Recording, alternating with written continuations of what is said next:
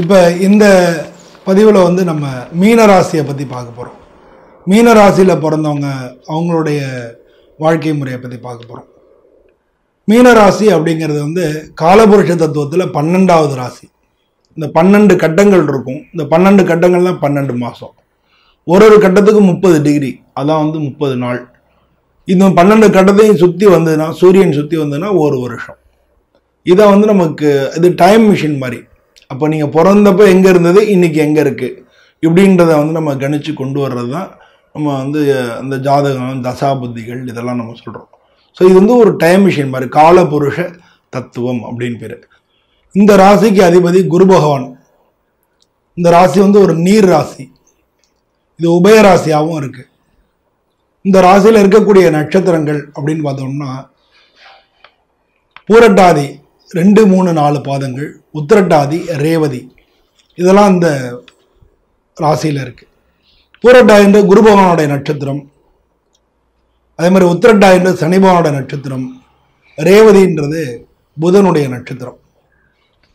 பொதுவாக இந்த ராசியில் பிறந்தவங்க வந்து மீன ராசின்றதுனால ரொம்ப இரக்க குணம் உள்ளவங்களாக இருப்பாங்க. இவங்கள்ட்ட வந்து ஒருத்தங்க அழுது காரியத்தை சாதிச்சிடலாம். உடனே அவங்க வந்து அவங்களுக்கு ஹெல்ப் பண்ணுறதுக்கு இது பண்ணிடுவாங்க. பொதுவாக நீர் ராசின்றதுனால இவங்களுக்கு சூடு சம்பந்தப்பட்ட பிரச்சனைகள் வந்து அதிகமாக வரும். இவங்களுக்கு வந்து 8வது வீட்டுக்கு அதிபதி சுக்கிரன்றதுனால அவங்களுக்கு வந்து சர்க்கரை வியாதி இதெல்லாம் வர்றதுக்கான வாய்ப்புகள் நிறைய உண்டு. அது மட்டும் இல்லாமல் இவங்களுக்கு பரம்பரை நோய்கள் வரும். அதனால இவங்க அடிக்கடி உடம்பை செக் பண்ணிக்கிறது நல்லது.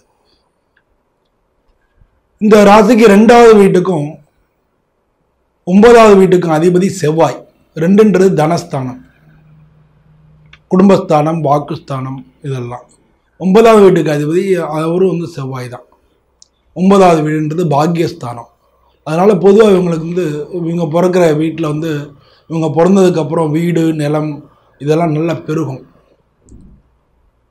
இவங்க வந்து குடும்பத்தில் ஒருத்தருக்கு ஒருத்தர் வந்து கொஞ்சம் சண்டை போட்டாலும் எல்லாரும் ஒன்றா இருப்பாங்க. இவங்களுடைய வாக்குஸ்தானத்தில் வந்து செவ்வாய் தான் அதிபதின்றதுனால அவசரப்படுறது, முன்கோபப்படுறது, டக்குன்னு வார்த்தையை விட்டுறது இதெல்லாம் இவங்களுடைய குணமாக இருக்கும். அதனால் அதெல்லாம் அவங்க கொஞ்சம் கண்ட்ரோல் பண்ணிக்கிறது நல்லது. இவங்க 3வது வீட்டுக்கு அதிபதி சுக்கிரன், அதே மாதிரி 8வது வீட்டுக்கு அதிபதியும் அவர் தான், சுக்கிரன் தான். அதனால் இவங்க கொஞ்சம் ஆடம்பர பிரியர்களாக இருப்பாங்க, நல்லா செலவு பண்ணுறவங்களாகவும் இருப்பாங்க. இவங்கள்ட்ட யாரானும் வந்து பேசி இவங்களை கரையை வச்சு இவங்கள்ட்ட காசு வாங்கிட்டு போயிடலாம். அதனால் பொருளாதாரம் சம்மந்தப்பட்ட விஷயங்களில் இவங்க தன்னிச்சையாக முடிவெடுக்காமல் இன்னொருத்தவங்களுடைய அனுபவசாலையை பக்கத்தில் வச்சுக்கிறது நல்லது. பொதுவாக வந்து இவங்க ஒரு தொழில், இவங்க யார்ட்டையும் கைகட்டி வேலையும் பார்க்க மாட்டாங்க. அதனால் சொந்த தொழில் வந்து இவங்களுக்கு மிக சிறந்தது. இவங்களுக்கு 10ஆம் வீட்டுக்கு அதிபதி குரு பகவான்றதுனால ஆலய பணிகள், அறநிலைத்துறை சார்ந்த பணிகள், கோயில் பணிகள் இதெல்லாம் வந்து இவங்களுக்கு ரொம்ப நல்லது. அது மட்டும் இல்லாமல் அட்வொகேட்டும், அது மாதிரி ஜட்ஜஸ்ஸு அது மாதிரி இருக்கிறவங்களும் இந்த ராசியில் இருப்பாங்க. ஆசிரியர்கள், ஹெட் மாஸ்டர்ஸு அந்த மாதிரி ப்ரொஃபஸர்ஸு அதுவும் இந்த ராசியில் இருப்பாங்க. ஸோ இவங்கெல்லாம் வந்து பொதுவாக இவங்களுக்கு வந்து பணம் சம்பந்தப்பட்ட விஷயங்கள் வந்து இவங்க நல்லா சேமிப்பாங்க, செலவு பண்ணுவாங்க, சம்பாத்தியம் நல்லா இருக்கும், பணம் நிறையா வரவுகள் இருக்கும். ஆனால் அது வந்து இவங்கள்ட்ட ஏமாற்றி மற்றவங்க வாங்கிட்டு போயிடுறதுக்கு, இல்லை அழுது பிடிச்சி அடம் பிடிச்சி வாங்கிட்டு போயிடுறது நல்லது வாய்ப்புகள் நிறையா இருக்குது. அதனால் பணம் சம்மந்தப்பட்ட விஷயங்களை இன்னொருத்தரை பொறுப்பு ஒப்படைக்கிறது இவங்களுக்கு ரொம்ப நல்லது. அதே மாதிரி 4வது வீட்டுக்கு அதிபதி புதன், அவர் தான் 7வது வீட்டுக்கும் அதிபதியாக இருக்கார். அதனால் திருமணத்துக்கு அப்புறம் இவங்களுடைய வாழ்க்கை வந்து நல்ல அருமையாக பெருகும். 1க்கு மேற்பட்ட வீடுகள், இடங்கள், 1க்கு மேற்பட்ட வாகனங்கள் இவங்கள்ட்ட இருக்கும். அதனால் அதெல்லாம் அவங்களுக்கு நல்லா இருக்கும். கொடுக்கல் வாங்கலில் வந்து பெரிய பிரச்சனைகள் வராது. அதெல்லாம் அவங்களுக்கு நல்ல சிறப்பாக இருக்கும். 5வது வீட்டுக்கு அதிபதி சந்திரன்றதுனால பொதுவாக இவங்களுக்கு வந்து பெண் குழந்தைகள் பிறக்கிறதுக்கு வாய்ப்புகள் அதிகம். குழந்தைகள்னால இவங்களுக்கு உயர்வுகளும் மதிப்பும் மரியாதையும் ஏற்படும். அதே மாதிரி 6வது வீட்டுக்கு அதிபதி சூரியன். அதனால் தந்தையால் வந்து உங்களுக்கு ஒரு சில பிரச்சனைகள் வரும், தடங்கல்கள் வரும். தந்தையால் ஒரு சில தந்தையினுடைய உடல்நிலை பாதிப்புகள் ஏற்படும். அது மாதிரி தந்தையால் வந்து இவங்களுக்கு கொஞ்சம் தடைகள் ஏற்படுறதுக்கும் வாய்ப்பு, மீனராசியை சேர்ந்தவங்க தடைகள் ஏற்படுறதுக்கும் வாய்ப்புகள் இருக்குது. ஆனால் இவங்க வந்து தன்னோட சுய சம்பாத்தியத்தில் சுயமாக வர்றவங்கன்றதுனால அதை பற்றி கவலைப்பட வேணாம். அதனால் பூர்வீக சொத்து வந்து உங்களுக்கு கண்டிப்பாக கிடைக்கும். நிச்சயமாக உங்களுக்கு பூர்வீக சொத்துன்னு ஒன்று உண்டு. 7வது வீட்டுக்கு அதிபதி புதன்றதுனால இவங்களுடைய வாழ்க்கை துணை வந்து ரொம்ப நாலெட்ஜபிளாக இருப்பாங்க.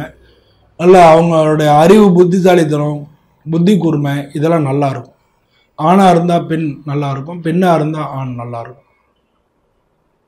அதே மாதிரி இவங்களுக்கு வந்து குரு பகவான் தான் 10வது வீட்டுக்கு அதிபதினால தொழில் ரீதியில் இவங்க சுய தொழில் பண்ணுறது, செல்ஃப் எம்ப்ளாய். இவங்க பொதுவாக சொந்தக்காரங்களோட கூட்டு தொழில் வச்சுக்கவே கூடாது, நண்பர்களோடையும் கூட்டு தொழில் வச்சுக்க கூடாது. அந்த மாதிரி கூட்டு தொழில் வச்சுக்கிட்டாங்கன்னா உங்களுக்கு பிரச்சனைகள் இருக்கும். அப்படியே வந்து வச்சுக்க வேண்டிய வந்ததுன்னா பொருளாதாரத்தை வந்து இன்னொருத்தவங்கள்ட்ட பார்த்து விட்டுறணும்.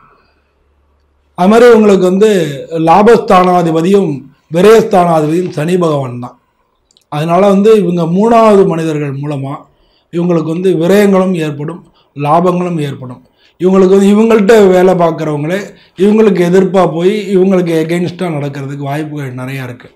இவங்கள்ட்ட ஒரு தொழில் கற்றுக்கிட்டு அதை வந்து எய்த்தா மாதிரி போய் அவங்க போட்டு, இப்போ ஒரு டிக்கெட் நடத்துகிறாங்கன்னா எய்த்தா மாதிரி அதே டிக்கெட்டை போட்டுருவாங்க இல்லையா, அது மாதிரி வந்து பிரச்சனைகள் இருக்குது. வேலைக்காரங்கனால இவங்க அடிக்கடி பிரச்சனைகள் உண்டு.